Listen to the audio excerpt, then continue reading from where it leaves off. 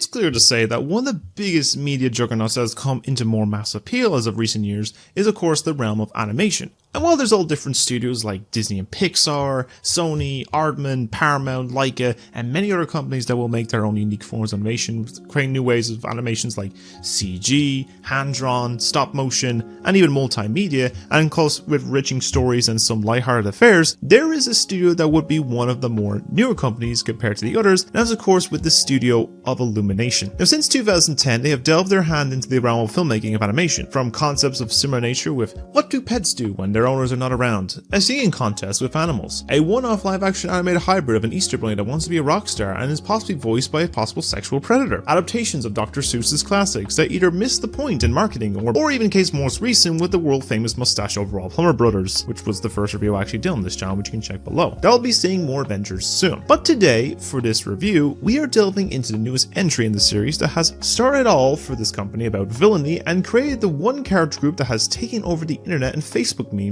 in the early 2010s, and as of course with the Despicable Me and Minions franchises. That is currently the biggest animated franchise of all time in revenue, and over the course of the last 15 years, we've experienced the solid release of 3 mainline entries in the series, as well as 2 spin-off films on the gibberish talking characters to have a varying appeal of entertainment. In most cases appeal, first one is always going to be the classic, second one is actually not too bad, it even still on case, third one is underwhelming, but I do really like the villain in that one of Trey Parker, and the case instance, the Minions movies, the first one I can take or leave, and the second one is a lot better than the first one due to the whole like gentle Minions meme from 2 years ago, as well as the case of there's a bit more of an appeal and a better structured story to it. So now we come here today to talk about the newest entry with Despicable Me 4, and I will be asking the question of, is this film any good? While I usually give a lot of praise to a lot of animated films, I can give at least praise on the cast performances and improvements of the animation.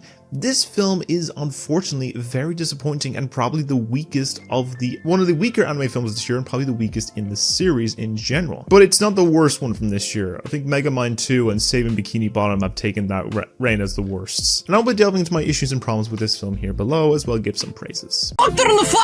Check out my brand new Zippy Commodore! So it's a case that there's a little bit of a long story, but I'll give a quick rundown of the mainline series so far. The main focus of the series with a man known as Felonious Gru, a tall man with style and a long pointy nose that has always been a lifelong supervillain and known for stealing massive items like the Statue of Liberty and the Eiffel Tower, the small one from Las Vegas. And we've seen as lame as someone younger has stolen the pyramids of Giza, so he plans to steal the moon with the help of his minion army. Doing that was going to be difficult, as he had to face off with a younger villain that had strong form of direction and magnitude, of course, and soon comes into the effect of becoming an adopted parent for 3 young girls of Margot, Edith, and Agnes. Though many misadventures in the original film, that villainous hard shell will start to crack when the girls soften his heart, will steal the moon before turning it back, and find themselves going from super bad to a super dad. Now, following from that original story saw the sequel, which seemed to be initiated by a secret organization of the AVL, or the Anti-Villain League, that was led by Siamese Ramsbottom. They'll help him track down a powerful serum that will have disastrous consequences if fallen into the wrong hands, and where he will find love with his new partner of Lucy, and the family will grow over time while stopping a villain thought to be dead who had stolen the minions and made them purple and evil. The third film introduced a character named Drew, or Gru's long-lost rich brother, who had learned about after Gru and Lucy got fired from the AVL, after mission went sideways in the work of 80s era villain of Balthazar Brat, the best character from that film, who gets a bit underused, and you had Trey Parker voicing him. Like, how do you underuse Trey Parker? I will have him enter back into villainy one last time to do a heist with his more inexperienced brother. All from them had some sense of building to a story where even if there was some smaller stories such as with the other members of the family, villains, or of course the minions, there was at least a structure that will have all felt connected in some way. This is where the fault lies with the story for this film, and I'll give a quick rundown of what the narrative is from what they explain. So the synopsis is that Gru welcomes a new member to the family, or Gru Jr., meaning the despicable, who is intent on tormenting his dad. However, their peaceful existence soon comes crashing down when criminal mastermind Maxime Lamal, played by Will Ferrell, escapes from prison and vows revenge against Gru. So you're probably thinking that it does not sound like the most exciting of stories and does not give much of a context of who this Maxime character is and why is he out for revenge. Well, that's the thing. The film wants to have that story as well as a few other stories mixed in there, but that really for the most part don't connect to each other heavily and feel kind of forced to connect them in some way. Like it kind of feels like a case like those short films that get released with the Blu-ray versions of these movies or Illumination films. And it's kind of a case where you have the villain after Gru for some reason, and it's a bad reason in particular. Gru trying to be a better father for his biological son, which is still the odd case that everyone now realizes that Gru did the despicable to Lucy. Then there is the whole plot of another new kid that comes into play when the characters have to go into witness protection, and there's stuff to do with the minions that feels really messy, and just here, there, and everywhere with its whole sense of the plot. Like it's fine trying to find a structure that just makes it all a mess. Sure, some elements do work in the sense the characters can't help it here and there, but I feel it needed to either flesh out these stories and characters more for better flowing narrative, or focus on particularly one story rather than jumping all over the place, because there is potential, but there is a messy and just feels like a handful of stories they just stitched together. So in the case of the story for this, I'm going to give it between a 4.5 to a 5.5. It's just kind of a case where if it was more structured, it probably would have been higher, but it is a mess. I give you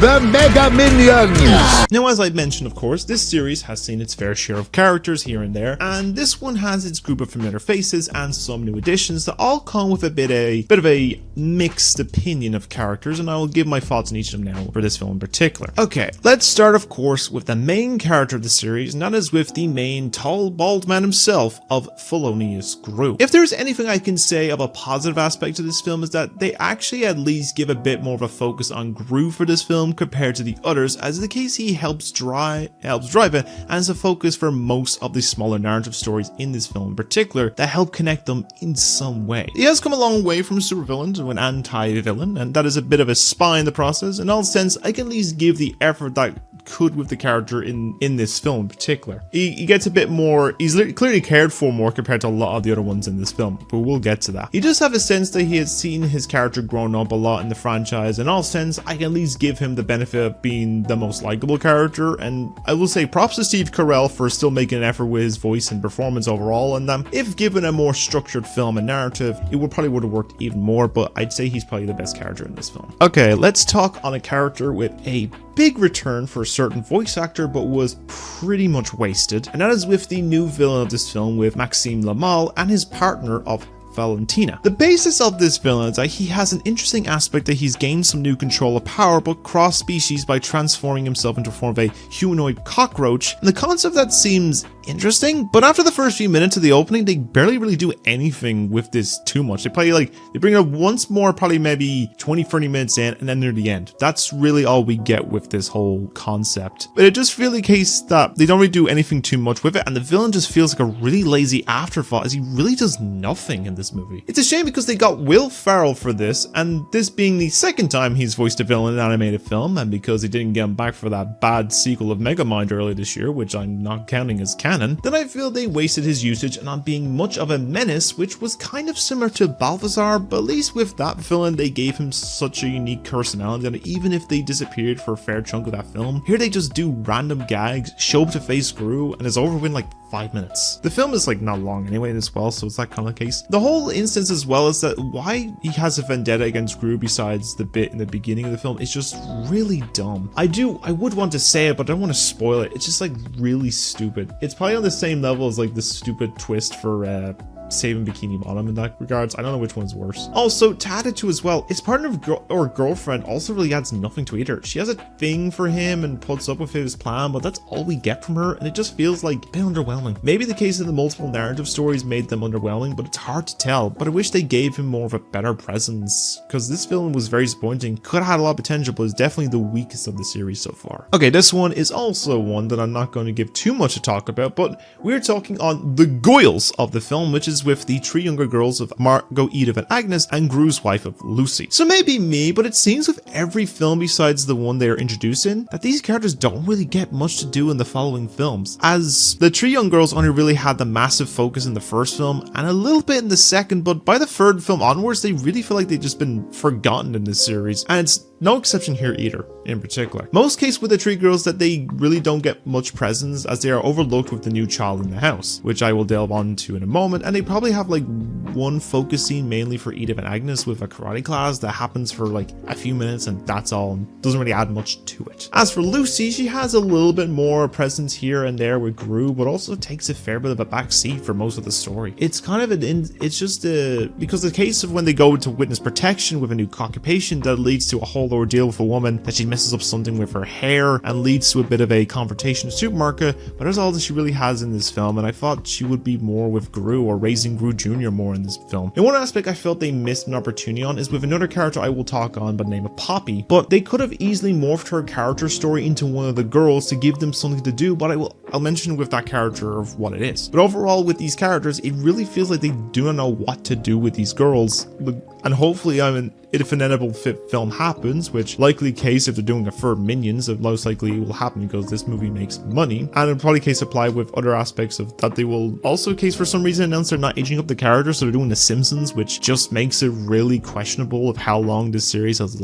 went on for. That they actually give them something to do, but I guess we'll have to see when that film comes out, if it does. The last of the Gru household that I can at least give a focus on is with the likes of the newest member of the family, is with the introduction of Gru Jr. So this new addition is really the most present of the family besides Gru, and is often with his dad for a good portion of the stories and the film in general. Most cases with this is he feels like he looks a bit like a knockoff Jack from The Incredibles, just with all the powers, and I can see what they mean. I've seen people kind of compare it online, and it's like, I could see there's like a similar look to it, but just like slightly changed a bit. Now, the base is that he does do a bit here and there in the film, and it helps move some elements of the plot going forward in some aspects, but he does not offer that much in substance besides trying to have some building bond for him and his dad. There's some okay moments with the character and with Gru, but overall, the presence of this character is just fine. Nothing too annoying here, but fine as is. So let's meet essentially the last new addition to the film and the second last character focus for this, and let's introduce the character I mentioned already, and that is of course Poppy. We learned that she is the new neighbor for Gru and his family when they go into hiding, and there seemed to be something about this character that seemed off or know about something, and then soon figures out that Gru was a former villain and wants it to be a dream of hers to become a villain herself by doing a daring heist so she can get into some villainy school or something like that. So this is where the issue I have comes into play because it's the concept this young girl wants to become a villain and being mentored by Gru would have worked better if it was done with one of his own daughters instead. I can see this work with probably maybe Edith, possibly Margot. I wouldn't say with Agnes, but definitely the former. And felt that they could have they just wanted a new character to add in because they didn't want to massively change the Goyle's characters too much, but I can't really tell. The basis with her character is okay, but she's in this film for about, I'd say 10 minutes. We meet her around the half-hour mark, the introductions, and then the heist, and then after that is where she vanishes from the last bit of the film. Plus, she also makes a really cringe boomer joke that just makes me feel annoyed, and also makes the sense of the timeline of this film is really messy. I think she is also fine. She doesn't overstay her welcome in this in general, but I feel they could have worked her character aspect into one of the other girls instead of being a villain. And also now realizing they did this exact thing in Despicable Me 3 with Drew, so they are just copying the aspect again. Yeah, she's just fine. And finally, you probably thought I would skip over these guys, but that is not the case. And let us talk on the Minions. So, I really don't have much to say on the case of these characters, and my opinions of them can vary by film. Like the original two films, they work the best. Their first solo film is a bit all over the place, and they also start to see a bit of a reduced screen time after this one, and in the third movie and fourth one, they do have a bit of reduced screen time, but in all honesty, I find these characters tolerable in this one, as they do not really heavily push them in this film, which is surprising given these characters are essentially the company's mascot at this point. So they have their odd appearances of random gibberish and hijinks gags, but one of the new additions was that they gave 5 of them superpowers and created the Mega Minions, which were characters that were actually leaked ahead of the reveal in the trailer by some Lego sets that came out about 2 weeks earlier. And in some sense, they get some good jokes with them for a bit of a montage, and that's not over long, and have some good gags that I find tolerable. But after that, they really don't have much to do in this movie after that scene. They just appear at the very end, and feel they were also ideas for this new supergroup and the yellow overall wearing characters. I'm sure they will have the case of the Minions solo films, the upcoming confirmed third movie in 3 years' time, that they will likely be another time period story or be set after this film and focus on the Mega Minions or something close to it, because I feel they would not just toss them aside that quickly. But besides focusing on that, I can say these characters are tolerable, they have some form of entertaining value, even a little this amongst other aspects that's just noise, and I could appreciate something from them that regard anyway. So that's essentially all the characters can really talk about, as the likes of any other characters that don't have much of a presence in the film. The only character that has a bit of screen presence is the AVL director, who is really there to just give a bit of an info dump for the characters and create the Mega Minions really, and that's all he has in this film. He is fine, but not really much to add. There's Poppy's parents, who are and if you're wondering about Dr. Nefario and Drew and other characters in this previous films, in this, they really have no presence and don't really appear in this at all, besides maybe like one brief cameo scene. I think Nefario has like one line of dialogue in this movie, but it's recast as well because it was Russell Brand, and I think because of the whole drama going on, they changed his cast, so I don't know. But you know, if you're expecting him to play a role in this film, you'll be disappointed. But overall, in general, the characters in this film is really a mixed bag of appeal, as there are some that gave more focus than to others. Some stories that could have morphed into pre-existing characters, and some that feel like a missed opportunity to do something interesting with, and felt like a good chunk of them were an afterthought. If there's anything that I can give praise to with these characters, that I feel they gave a valiant effort with their voice performances in general, at least working with what they have presented to them. I give it their all, and I can applaud that I can tell they tried their best with amongst all of this mess and stuff. And some characters are good and some that pass with fine, but I feel they could have worked better with them in general. At least it is not too many characters to follow as well, so I can at least give that as a plus. But overall, a mixed bag of appeal to these characters. So if I'm going to give something with this, I'm going to give like a 5 or 6 just for characters. Oh yeah! It's not all disappointment and despair though, as there is 2 sections I can at least give a bit more of a stronger praise to, and the first one is with the sense of the presentation with the animation, as it's seen that is a really stylized and clean. You can tell by looking over the course of this franchise evolving from the original in 2010, from like kind of simple animation to where it's taking the evolving form of the animation, as you've seen with a lot of the other Illumination films in recent memory. They've been really doing a lot of evolving on it, and I have to say, I gotta give praise to the studio for, like, you know, improving the animation with each film. The level of detail, the improvements in elements and style, it really makes it look like it's just that much more impressive. If there's anything I can at least provide the praise for when the likes of the story and characters may underwhelm, it's the animation providing something nice to look at in the process in general. So at least I'll give it that. The same I could probably say as well about the characters for the most part, is that some of the characters at least have a distinct look to help know who's who.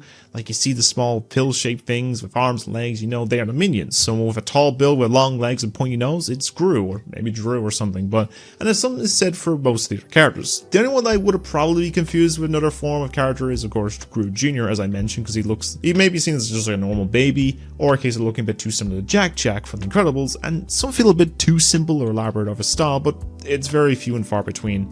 A lot of the like background characters look very similar, so you're gonna get that. If there is one other aspect I can talk about, and it's the case with the likes of the pacing, and it is a little bit all over the place and a little rushed in some aspects. Now the film clocks in at exactly 95 minutes, and it has its moments where the flow is fine, but there can be moments where things are moving so fast amongst all of the multiple stories that it can be a lot to take in at once, or slowed down to points that don't really add too much to the narrative. I know the case that Illumination tends to have films clock in between 80 to 100 minutes, and I feel like if it had a little bit of an extended time frame of the film, and maybe around 100 minutes or slightly over, it probably would have worked, and you probably could have helped it structure more with the plot. I know the other big animated film out at the same time as this was 1 minute longer, which is instead of 2, but some elements work better in the pacing with that one even so. It's not a massive effect on it, but it is noticeable in points, and some change of the pacing may have worked better, but overall in presentation, it's good visually with a few hiccups here and there. So scoring on the presentation, I'm going to give a 7 to an 8. Kind of that area. It's kind of a case. I shrink the moon. I grab the moon. I sit on the toilet. What? Right, I'm not going to waste too much time on this section in particular, as the likes of the writing for this film is tolerable. It's fine. It's not going to massively change much and delve into the massive realm of deep topics and discussion, as if it's an animated film targeted for children of bright colors and funny voices. Sure, it's to say that animation can have some really good stories with some strong writing that can tell some in-depth stories, which is what Pixar is often known for giving some well-made writing with a fine balance of jokes and humor, as well as horror, and even some creators for other companies like Sony and DreamWorks have now again done this with likes of Spider-Verse, Mr. First Machines, Puss in Boots, Wild Robot and stuff like that, so you get the idea. idea. It's not to say that Illumination doesn't try, as there is moments throughout this series and other films from their catalog that they do make a fair effort, like the first and second films do have those moments that work, and in a way will get a bit of affected with the change of the evolving films that your target is for families and kids, but it will be fun for the basis of having some of those moments back. A bit of the writing and the jokes do not land that often to me, as much as I respect some of the expect as some of this kind of the lowbrow humor here and there, or trying some elements that some may find funny. And as I mentioned, they made I believe it's 2 boomer jokes, and I felt pain from them both. But I think it is okay for the most part and have some writing that makes some sense, that you can understand it, even when they can really fly off in all different directions at the moment's notice and feel very messy, which again plays into the multiple plot lines at once with kind of minimal connection route that is present here, that if it focused on one overarching narrative, it may have worked better, but I feel the case because the multiple ones, it's hard to tell if it would have a massive appeal. So to give a score on this one, I'm going to give this a 5 to 5.5 for the writing section.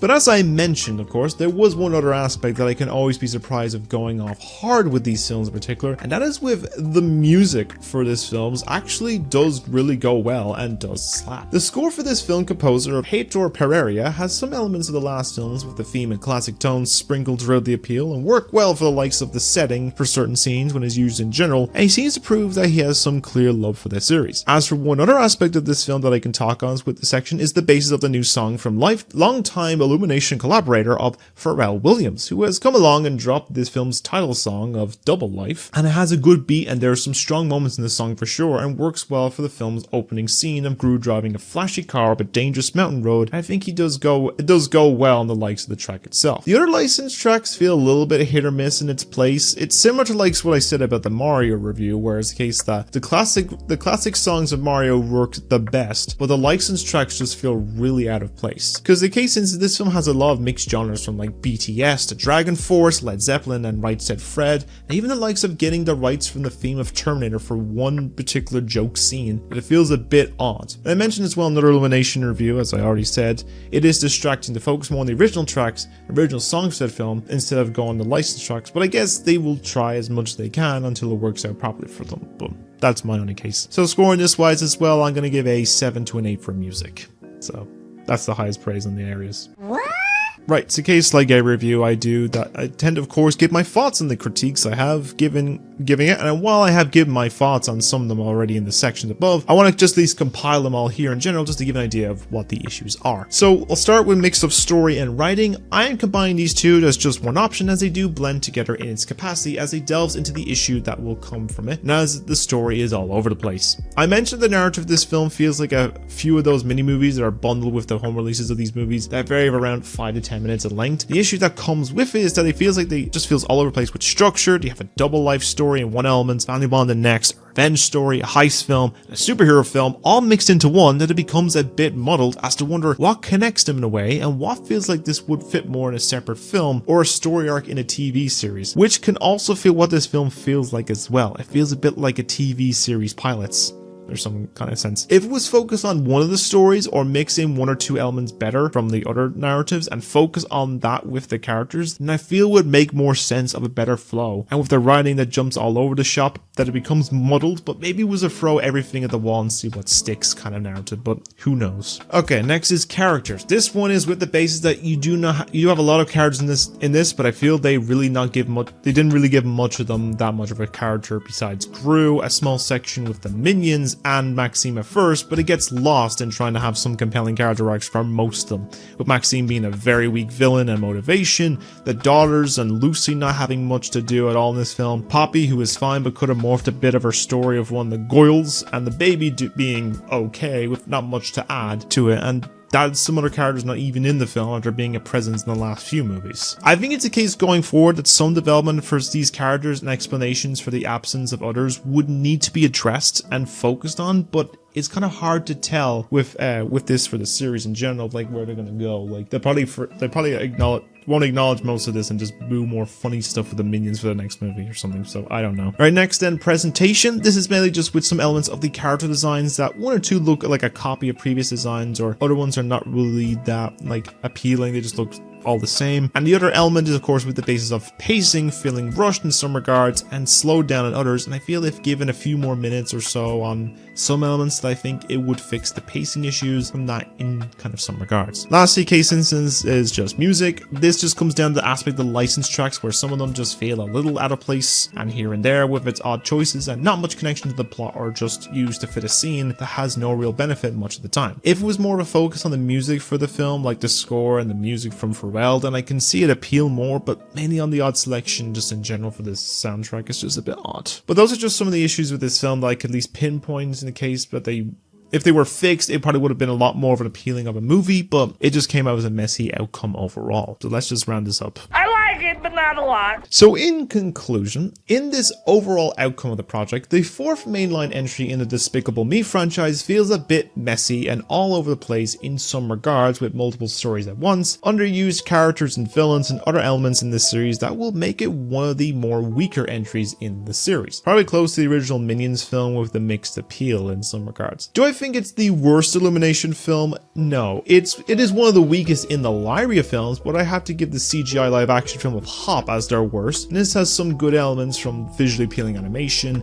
some decent characters when they can, and music just in the hodgepodge mess. Could there be potential to fix it of the likeness of a fifth film in the series? Well, that one can be a yes, but a mixed response, as likely there will be a fifth film as well as more films based on Minions, because these movies are making big bank at the box office. There's already a plan for Minions movie, so most case there will be more of this series, but I do hope there will be given a bit more of a structured format to the series, develop some of the long-running characters more again, and give a bit more of an entertainment factor akin to the first two and the recent Minions film in general. I do think that it has some entertainment value for kids. I know that it's aimed for kids and families in general, so I do seem harsh on this review in general, but this is just my own opinion, of course. And I just want to talk on all the things media, of course, but I feel in instance people, kids and families deserve better even in the realm of animation. Like in case similar to they deserve like the likes of Spider-Verse and Puss in Boots 2 and Inside Out 2 and like kind of those films. At least that kind of appeal aesthetic. It just feels like a hodgepodge mess. So to give the final scores for this movie, the story wise I gave 4.5 to a 5.5. Characters I gave a 5 to a 6, presentation I gave a 7 to an 8, writing I gave a 5 to a 5.5, and music I gave a 7 to an 8. So a total out of 50, I gave a score of 28.5 to a 33 out of 50, or percentage wise is 57 to a 66%. So averaging wise is around a C minus to a just low C plus. So